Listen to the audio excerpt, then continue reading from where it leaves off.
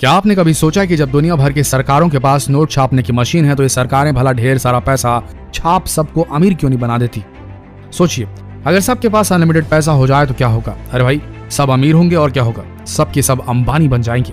फिर ना कोई अमीर रहेगा ना कोई गरीब, गरीबी मिट जाएगी और किसी को काम करने की कोई भी जरूरत नहीं होगी।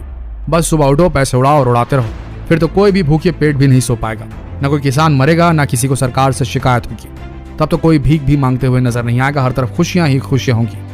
लेकिन एक मिनट जरा ठहरिए, ये अपने सपनों पर ब्रेक लगाइए जरा। अनलिमिटेड पैसा छप गया तो हर तरफ हाहाकार मच जाएगा। आज हम इसी सवाल से पर्दा उठाकर इसे सुलझाएंगे और इस सवाल को समझने के लिए आपके दिमाग में ये फॉर्मूला बैठ जाना जरूरी है। किसी भी देश की उत्पादन करने की क्षमता, कितने गुड्स हैं उसके पास और कितनी सर्विसेज प्रोवाइड कर सकती है उस देश की जनता।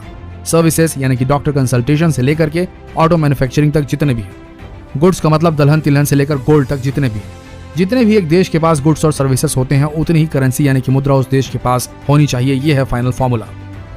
किसी देश में उत्पन्न होने वाली गुड्स एंड सर्विसेज की कीमत इक्वल टू देश की मौजूदा मुद्रा। इसे थोड़ा सिंप्लीफाई करके देखें तो ये मान के चलिए कि देश अगर एक बड़ा बाजार है और वहां एक सीमित अमाउंट में गुड्स हैं यानी कि प्रोडक्ट्स हैं, तो ये मानकर चलिए उन प्रोडक्ट्स की खरीदी और बिक्री के लिए जिन टोकन्स का प्रयोग किया जाता है वो ही करेंसी है। अगर हम करेंसी की संख्या बढ़ा दें तो भी उस देश में प्रोडक्ट्स या गुड्स की संख्या में तो वृद्धि हो ही नहीं सकती। होगा ये कि पैसा ज्यादा होगा पर गुड्स नहीं। कंफ्यूजिंग लगा? चलिए आपको थोड़ा सा इजी करके समझाते हैं।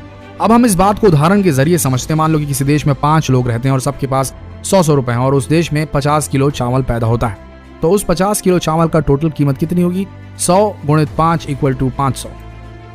अब मान लीजिए उस देश के पास नोट छापने की मशीन है और खूब सारे नोट उन्होंने छापे और बांट दिए सब में। तो अब सबके पास अगर हजार रुपए हैं तो अब उन 50 किलो चावल का टोटल मूल्य क्या हुआ?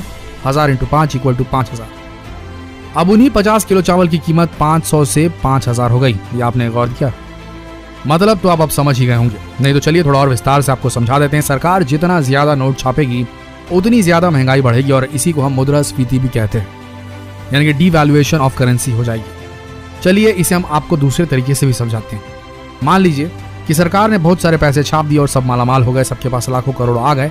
तो जब हम मार्केट में साबुन खरीदने के लिए जाएंगे तो उसकी कीमत 50 रुपए होगी। दुकानदार भला आपको कम पैसे में क्यों देगा? आपके पास तो बहुत पैसा है। अरे भाई, दुकानदार की भी तो लालच बढ़ेगी, धीरे धीरे सबकी कीमत आसमान छूने लगेगी। साबुन से लेकर हर चीज के दाम जो है वो आसमान पर रहेंगे। कच्चे माल से लेकर तैयार माल तक सभी वस्तुएं मिलेंगी, लेकिन दाम थोड़े ज्यादा हो जाएंगे। लेकिन सब जानते हुए भी इतिहास गवाह है कि 2 देशों ने ये बहुत बड़ी गलती की थी। उन्होंने जरूरत से ज्यादा पैसा छापा था, ये सोचकर कि इससे गरीबी मिट सकती है। उन 2 देशों में से पहला देश है जर्मनी। प्रथम विश्व युद्ध के बाद जर्मनी की अर्थव्यवस्था चरमरा गई थी। युद्ध की जरूरतें पूरी करने के लिए जर्मनी ने बहुत सारे देशों से कर्ज लिया था, मगर युद्ध में हुई हार के बाद वह कर्ज नहीं चुका पाए। जर्मनी ने सोचा कि हम खूब सारा पैसा छापकर अपना कर्ज उतार देंगे। बस फिर क्या था, जर्मनी ने यही किया और उन्होंने अनलिमिटेड अमाउंट में पैसा छापा और फिर नतीजा यह हुआ कि वहां की मुद्रा का डिवैल्यूएशन, अवमूल्यन हो गया और वहां की महंगाई आसमान छूने लगी।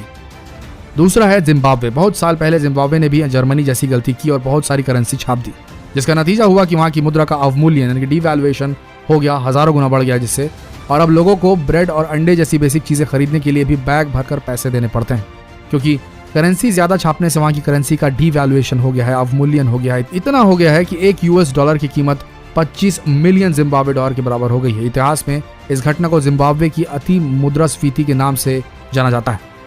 तो दोस्तों, क्या आप समझ गए कि आप जितने नोट छापेंगे उतने ही आपको महंगाई का सामना करना पड़ेगा और ऐसा करने से उस देश का आसमान छूता हुआ स्टॉक मार्केट भी जमीन पर आ जाएगा। करेंसी नोट जो हम यूज करते हैं उनकी अपनी कोई कीमत नहीं होती, उनकी सिर्फ एक्सचेंज वैल्यू होती है कि कितने सामान के बदले आप उस नोट को देते हैं, और इसलिए इसे लीगल टेंडर भी कहा जाता है। जैसा आप कानून द्वारा ऑथराइज्ड हैं कि आप किसी भी गुड्स या सर्विसेज के बदले उस नोट को एक्सचेंज कर सकते हैं। किसी भी देश में कितनी करेंसी प्रिंट करनी है ये तो खुद देश की सेंट्रल बैंक, उस देश की जीडीपी, राजकोषीय घनत्व, विकास दर जैसे कई कारकों को ध्यान में रखकर तैयार किया जाता है। इस तरह से अनलिमिटेड पैसा नहीं छापा जा सकता। भारत में आरबीआई तय करती है कि कब और कितनी करेंसी प्रिंट करनी है। चलिए अब जानते हैं कि पैसे छपते हैं कहाँ, इनका पेपर कहाँ से आता है, इनका क्या कैसे होता है। तो सबसे पहला है, पैसे का पेपर कहाँ तैयार होता है। भारतीय पैसों का पेपर ज्यादातर दुनिया के 4 देशों में होता है। इन देशों में पेपर बनाने की आधुनिक मशीनें, तो चलिए जानते हैं वो कौन से देश हैं। पहला अमेरिका का पोर्टल, दूसरा फ्रांस का अर्जो विगिस, तीसरा स्वीडन और चौथा लुसेंटल पेपर फैब्रिक। हमारे देश में पैसा छापने की मशीन कहाँ है? पैसा बनाने की मशीन एमपी के देवास, दूसरा मैसूर, तीसरा सालबोनी, चौथा नासिक में है। देवास में नोट की स्याही और 10, 50, 500 के नोट छापे जाते हैं। मैसूर में 2000 के नोट छपते हैं। आपको बता दें कि देवास में एक साल में 265 करोड़ रुपए के नोट छपते हैं। इसके अलावा हमारे देश में एक पेपर मिल, 4 बैंक नोट प्रेस और 4 टकसाल मिल है। टकसाल मिल देश के 4 शहरों में, जिनमें मुंबई, हैदराबाद, कोलकाता, नोएडा शामिल है, वहां पर है। नोट छपाई के पेपर होशंगाबाद और विदेशों से इंपोर्ट किए जाते हैं। इंडियन नोट में 3 जगह का पेपर यूज होता है। पॉइंट नंबर 1, महाराष्ट्र की करेंसी नोट प्रेस CNP से आता है। और दूसरा जो आता है सोर्स, वो है ज्यादातर पेपर MP के होशंगाबाद मिल से आता है। तीसरा, कुछ पेपर विदेशों से इंपोर्ट किया जाता है। नोट बनाने में खास कॉटन से बने पेपर और खास स्याही का इस्तेमाल होता है। ये स्याही देवास के बैंक नोट प्रेस और सिक्किम में स्विस फॉर्म यूनिट में बनती है। पैसे कैसे छापे जाते हैं? विदेश और होशंगाबाद से आए पेपर को सीमेंटन मशीन में डाला जाता है। इसके बाद इसे दूसरी मशीन इन टैबू मशीन में डाल दिया जाता है। मशीन से निकले नोटों की शीट पर अच्छे और खराब नोटों को अलग अलग कर दिया जाता है। इसके बाद सही नोट पर नंबर डाला जाता है। नंबर डालने के बाद एक एक नोट को चेक किया जाता है। खराब नोटों का क्या करते हैं? जब नोट खराब हो जाते हैं तो उन्हें बैंक में जमा करवा दिया जाता है। बैंक उन नोटों को मुख्य कार्यालय में भेज देता है। वहाँ उनकी जांच होती है और उनकी जगह नए नोटों को छाप दिया जाता है। पैसे हम तक कैसे पहुँचते हैं? इंडियन रिजर्व बैंक के देश में 18 ऑफिसेस हैं। अहमदाबाद, बेंगलुरु, बेलापुर, चेन्नई, चंडीगढ़, भोपाल, जयपुर, हैदराबाद, गुवाहाटी, कोलकाता, कानपुर, जम्मू, मुंबई, नागपुर, पटना, तिरुवनंतपुरम, भुवनेश्वर, लखनऊ। सबसे पहले नोट इन ऑफिसेस में पहुंचते हैं। इसके बाद अलग अलग बैंकों में भेज दिए जाते हैं। तो आशा करते हैं आज आपको करेंसी से जुड़ी वो हर जानकारी मिल गई होगी जिसे आप अभी तक खोजा करते थे। आशा करते हैं वीडियो आप सबको पसंद आई होगी। इस वीडियो की जानकारी अपने तक सीमित न रखें। अपने फ्रेंड्स, फैमिली, रिलेटिव्स में इस वीडियो को शेयर करना बिल्कुल न भूलें। धन्यवाद।